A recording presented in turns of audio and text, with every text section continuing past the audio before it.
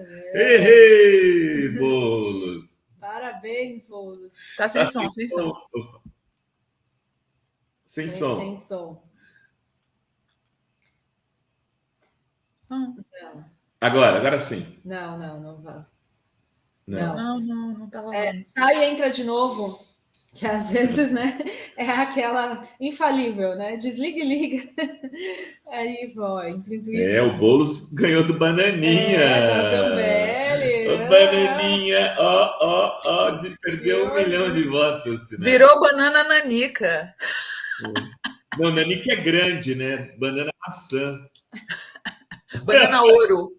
Ouro, E aí, Boulos? Agora foi? Opa! Aí, tá vendo? É infalível. Isso aí. Parabéns, Boulos. Eu sempre achei que o Boulos fazia 1 milhão de votos. Estava lembrando ele esses dias, quando ele veio aqui, ainda candidato a governador. Falei, Boulos, será que não é melhor ter 1 milhão de votos para deputado? Ele ficou meio triste, porque, ele estava ali disputando para governador, né? Mas cravou 1 milhão de votos em Boulos. E eu também falei para ele que ele ia sair na frente do Bananinha desde o começo, e vou te dizer que foi uma das minhas alegrias que você proporcionou nessa eleição para mim, viu, Boulos? Obrigado, Sinara, obrigado, Rovai, obrigado, Dri. Uma satisfação estar de novo aqui, agora nessa batalha do segundo turno, conversando com vocês aqui na Fórum. E é importante a gente lembrar, né? Assim, o domingo não foi só um domingo de frustração.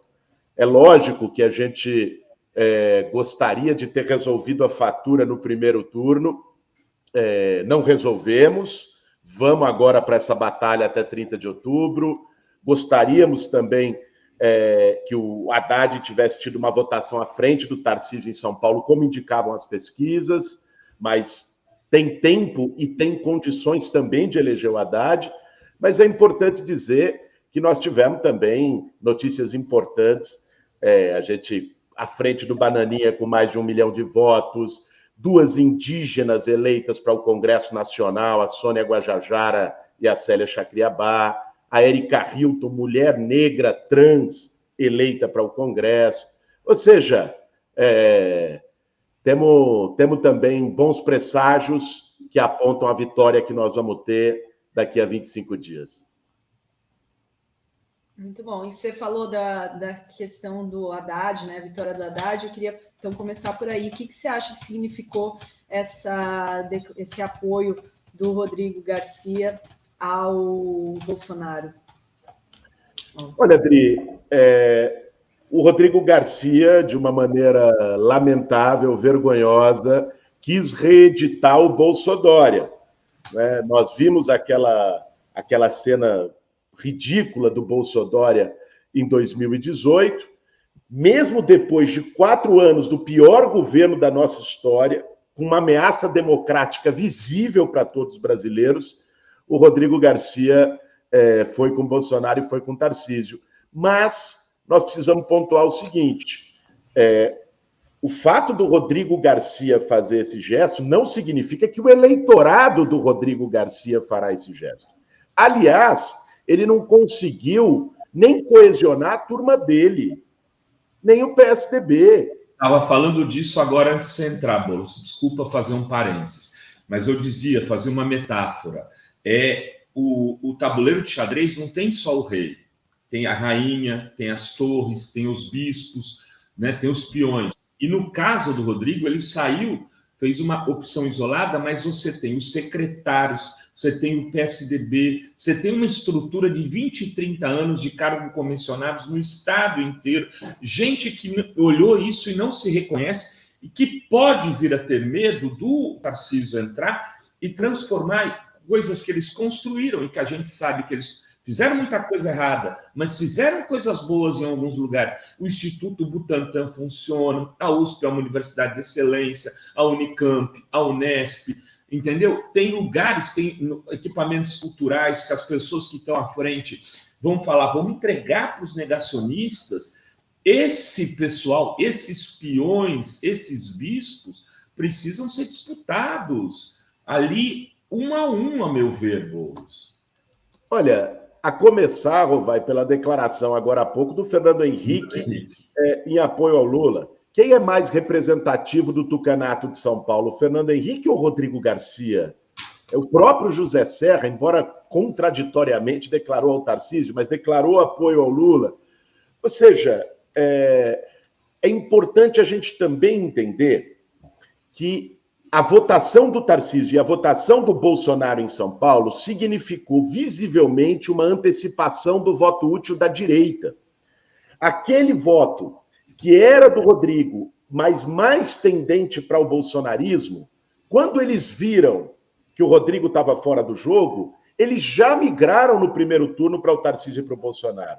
O que nos leva a crer que a outra parcela do voto do Rodrigo, 18% que ele teve, uma parte importante desse voto não só é disputável, como tende a vir para o lado de cá se nós fizermos o trabalho direitinho. Eu queria pontuar uma coisa, viu, Rovai, Sinara, Adri, e para quem está nos assistindo na fórum, também agradecer, eu vi aí os comentários daqueles que acreditaram e votaram na gente para deputado federal, agradecer aos mais de 1 milhão de votos, que são votos também de confiança, de esperança, de luta, de combatividade. Mas, sabe, me preocupa muito o clima que uma parte do nosso campo e da nossa militância ficou depois do resultado eleitoral. Porque, claro, ficou com um nó na garganta, ficou uma frustração, lógico, todos nós ficamos, não vamos aqui nos iludir. Agora, veja, assim, nós não temos tempo, numa eleição como essa, para ficar lambendo ferida, para ficar analisando as nossas frustrações, fazendo uma série de diagnósticos, o que aconteceu, o que poderia ter sido diferente, que é para que uma parte da imprensa quer nos levar. Quais foram os erros, e não sei o quê. Não! Como dizia o grande Carlos Marighella, nós não temos tempo para ter medo. Aliás, o medo não tem que estar do lado de cá, o medo tem que estar do lado de lá, gente. O Lula teve 6 milhões de votos à frente.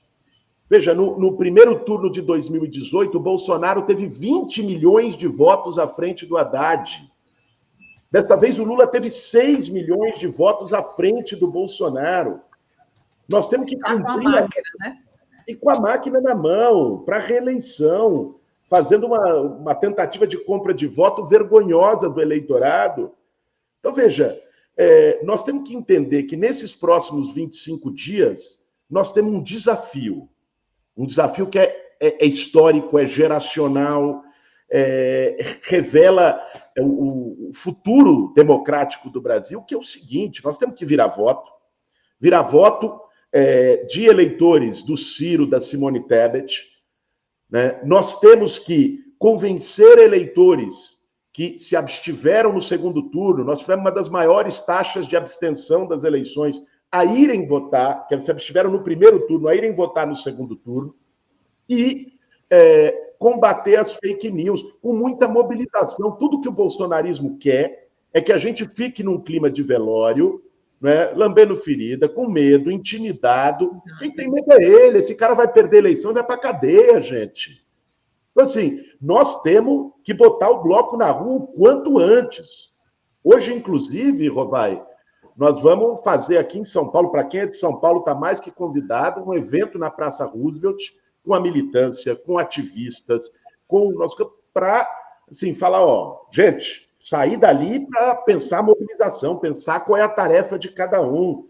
Nós estamos construindo os grupos de ação, Lula, Haddad, aqui em São Paulo, que é também para a turma se envolver, organizar panfletagens, organizar atividades, sabe? Tudo bem, tivemos 2 dias aí para analisar, para remoer, para lidar com a diferença entre a expectativa que a gente tinha domingo e o que aconteceu na urna. Foi. Agora nós temos 25 dias de mobilização e de rua.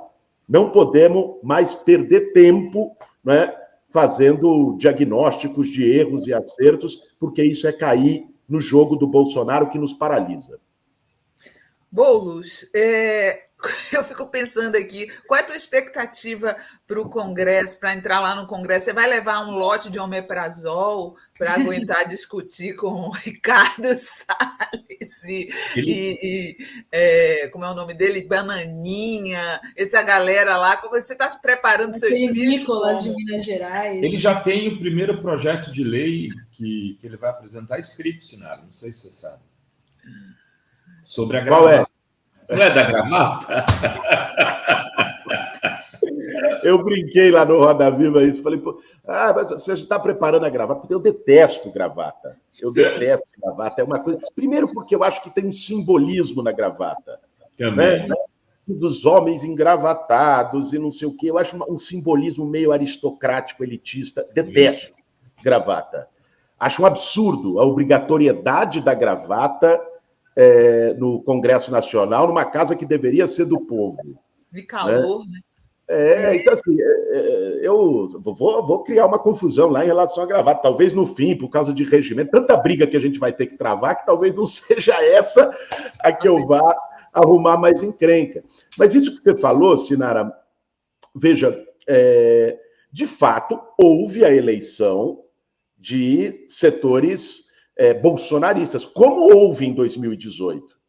Sim, eu vejo um alarde em relação a isso, mas vamos lembrar que em 2018 o Bananinha teve 1.800.000 votos, a Joyce Hasselman, que estava no Bolsonaro, teve 1.200.000 votos. Né? Ou seja, o que mostrou a eleição desses bolsonaristas é que o bolsonarismo se consolidou, e isso já era esperado. Depois de 4 anos, o bolsonarismo se consolidou como um ator político, vai ser a principal força de oposição ao governo Lula.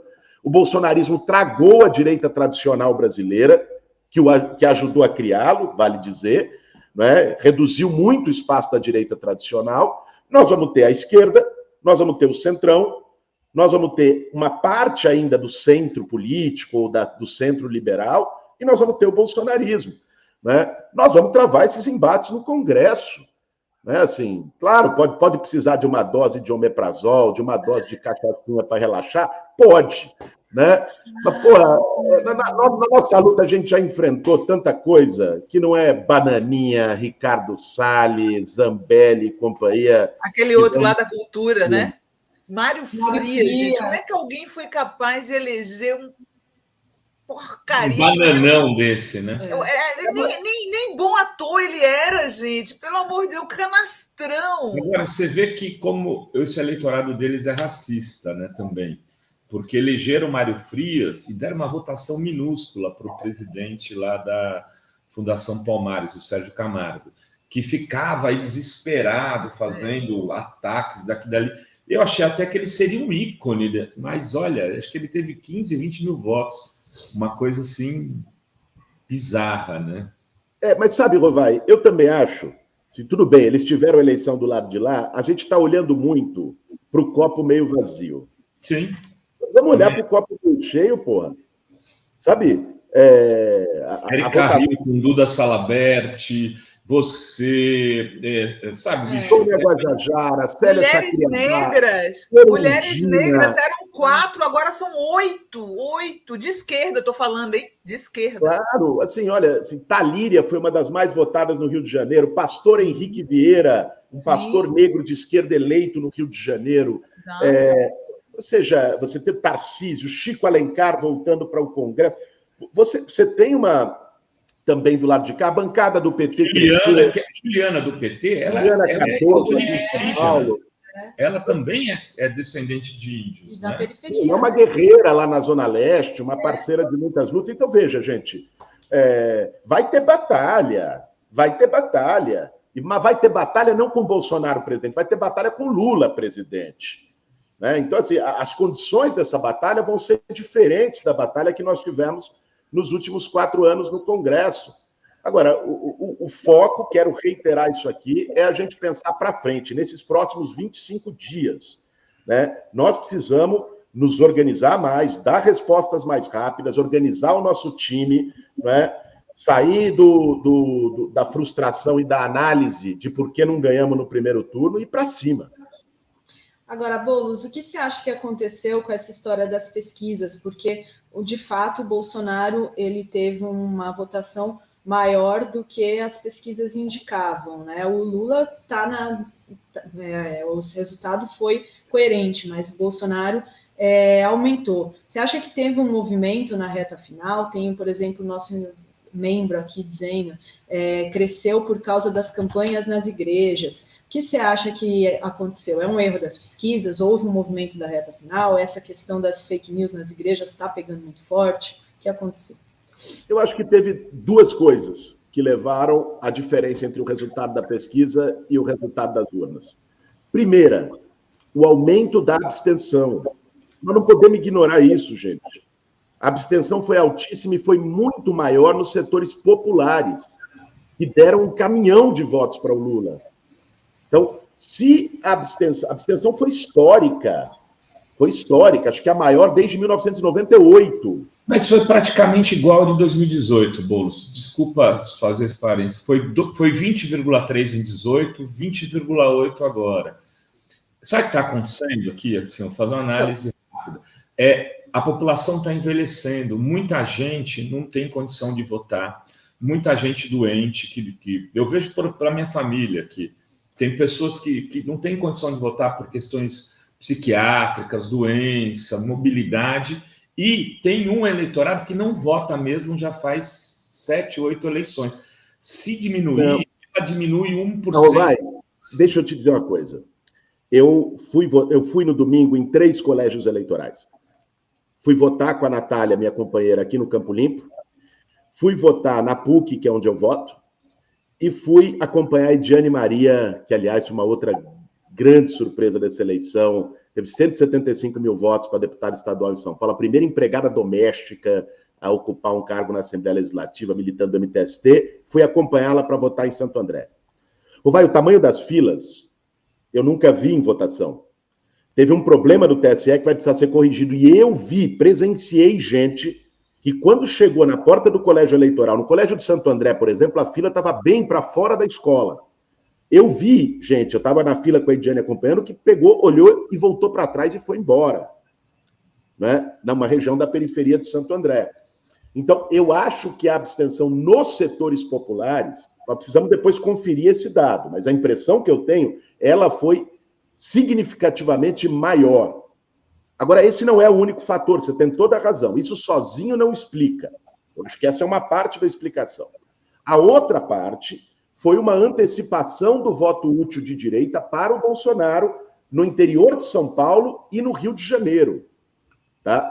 Onde que essa diferença, nós temos que localizar. Onde que essa diferença das pesquisas São Paulo, Minas, Rio Grande do Sul e Paraná.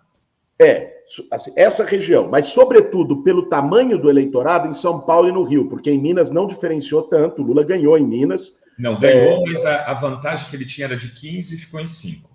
Claro, mas em São Paulo ele tinha vantagem de 4 ou 5 e ficou 7 abaixo, né? E São Paulo é o maior colégio eleitoral do país, né? No Rio de Janeiro foi uma avalanche.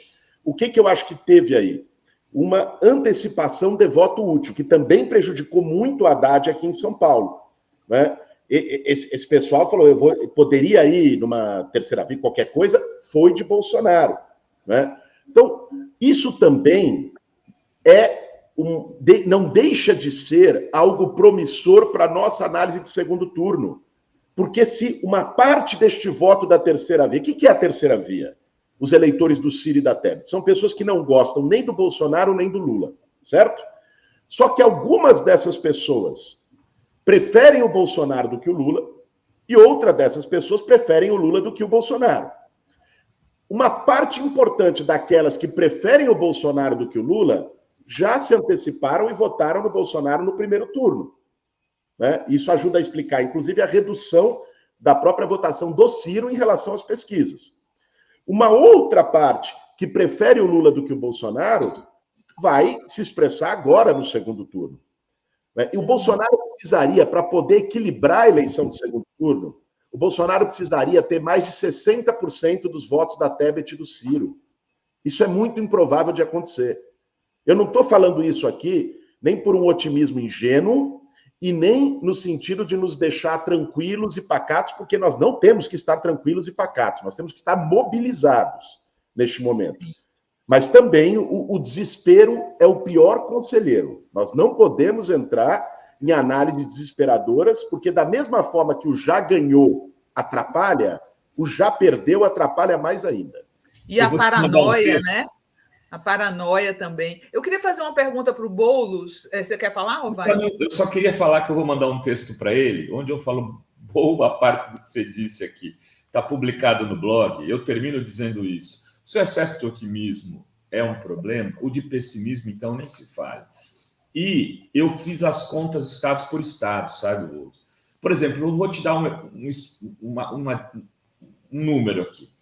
O Ciro teve mais de 500 mil votos, teve 500 mil votos em Minas, a Tebet de 300. Minas é um estado importante de diálogo com o PDT, entendeu? Então, assim, esses 500 mil votos do Ciro, Bolsonaro não vai virar. Não é assim. Então, vamos devagar com a Andor. Desculpa só te interromper, Sinara, porque senão a gente ia mudar de assunto. Mas segue lá. Não, eu só queria perguntar, nessa linha que eu tenho falado aqui no programa, o que o Boulos... Como é que você acha que deve ser, Boulos, a estratégia de campanha do Lula nesse segundo turno? Olha, eu acho que não tem que haver nenhum tipo de correção de rota, tá?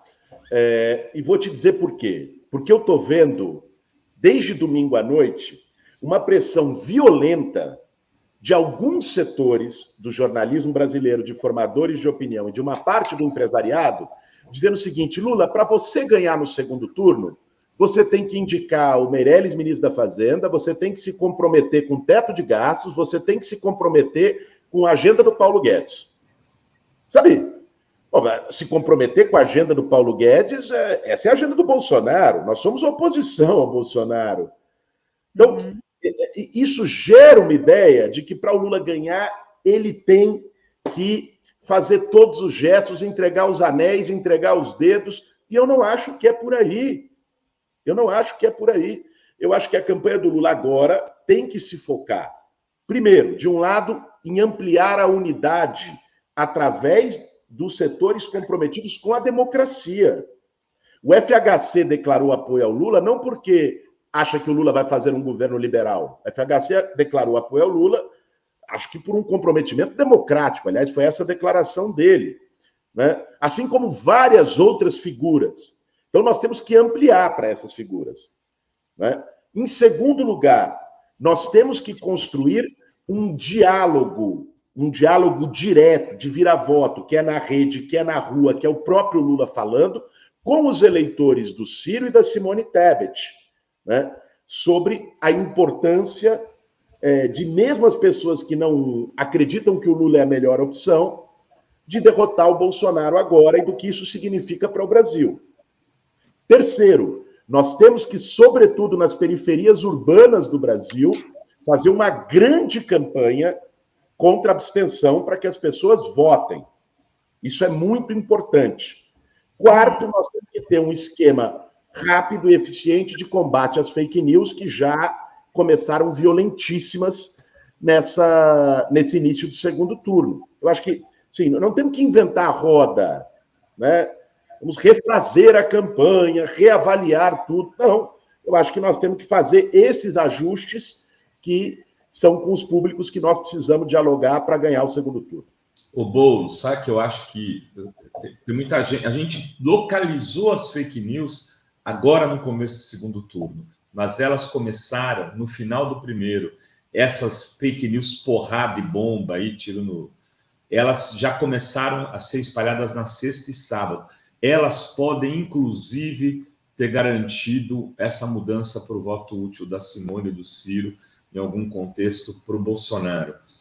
Enfim, é o que a gente tem visto, assim, com algumas coisas. Por exemplo, no Rio Grande do Sul, o instrumento foi a campanha do Mourão. O Torturra esteve aqui, ele tem contato com o pessoal que vende esses disparos, eles foram concentrados exatamente nos estados onde teve essa diferença de voto a mais para o Bolsonaro. São Paulo, Minas, Rio, Paraná e Rio Grande do Sul. Ele comentou isso aqui já na segunda-feira. Só para... Drida Lorenzo. Tem aqui, eu queria ler alguns superchats para o Boulos, muitas mensagens aqui, muitos eleitores do Boulos. Aliás, quem está mandando um abraço aqui para o Boulos é o João Pedro, autista, lá da Bahia. João Pedro! Eu vou por ele para você dar só um oi para ele, mas segue aí, Dri. O Décio Amadio diz: bom dia, temos que vencer o fascismo no Brasil e em São Paulo, lutar pela civilização contra a barbárie. É o desafio desta geração. Obrigada, Décio. Soraya M. Moura manda aqui um super sticker, muito obrigada. Ornelas, advogada, manda parabéns, Boulos. A Vera Riz diz: sou adepta da alimentação orgânica, mas reconheço a necessidade do agro. A agricultura familiar não dá conta de suprir a necessidade para a humanidade. Vamos à agricultura familiar para o Brasil. Simone, bem-vinda se for sustentável. A gente estava falando, antes de você entrar, desse apoio da Simone Tebet, que, né, deve ser oficializado hoje. Depois até quero a opinião do Boulos, mas deixa eu só ler mais alguns comentários que, inclusive, são para você. Gustavo Albuquerque diz: parabéns, Boulos, espero lhe ver crescer ainda mais, quem sabe uma das grandes lideranças do futuro progressista. Já é, né? O futuro já está aí. O Soraya Moura, boa tarde. Eu e minha família nos mudamos para Santos, não conhecemos muita coisa, gostaria, depois a gente conversa aqui, Soraya. Bora conversar. Manda um e-mail, renato.rovai@gmail. Sexta-feira tem chorinho na livraria Realejo do Tarran. Sempre é um ponto de encontro. Cristina Vilas Boas, deputada de mais de 1 milhão de votos, sou da Bahia, mas torci muito. Meu filho mora em São Paulo, é professor e votou em você. Voz forte na Câmara Federal. Muito bem. Sônia Regina Angar tem: parabéns, Boulos, votei em você, vamos eleger Haddad e Lula, vamos levantar o Hospital do Servidor Público de São Paulo, IAMPS. Com certeza, Sônia.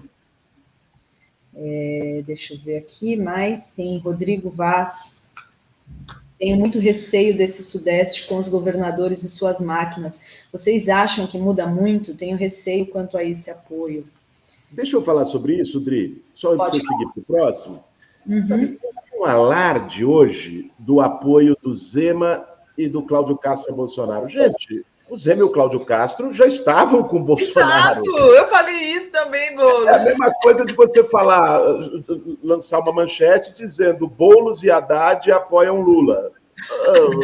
Gente, muito bom. Sabe, os caras já estavam com o Bolsonaro, né? Assim, não faz sentido. É claro que eles, no primeiro turno, por uma tática eleitoral, fizeram de uma forma mais envergonhada, porque eles queriam ter voto do Lula das suas candidaturas ao governo. Mas a máquina deles já estava voltada para a campanha do Bolsonaro. Até aí, zero novidades.